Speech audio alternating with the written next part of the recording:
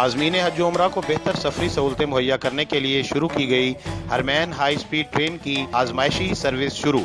شاہ عبداللہ economic city سے مدینہ منورہ تک سفر کا کامیاب تجربہ کر لیا گیا۔ حرمین ریل گاڑی 1 گھنٹے میں 300 کلومیٹر کا سفر طے کرنے کی صلاحیت رکھتی ہے۔ ٹرانسپورٹ اتھارٹی کے چیئرمین ڈاکٹر رمی بن محمد الرمی نے بتایا کہ حرمین ٹرین کی آزمائشی سروس کا آغاز کر دیا گیا ہے، جس کا تجربہ انتہائی کامیاب رہا۔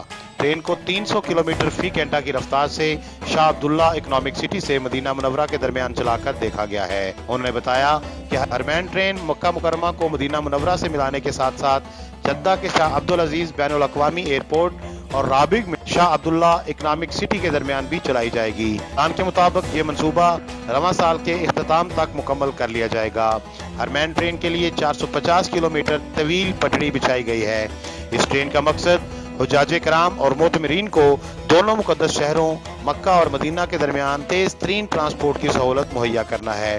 ٹرین سروس کی سہولت ملنے کے بعد مکہ معظمہ اور مدینہ منورہ کے درمیان مسافت سمٹ کر 2 گھنٹوں میں مکمل ہو جائے گی اور 35 ریل گاڑیوں کی مدد سے سالانہ 60 ملین افراد دونوں شہروں کے درمیان سفر کر سکیں گے۔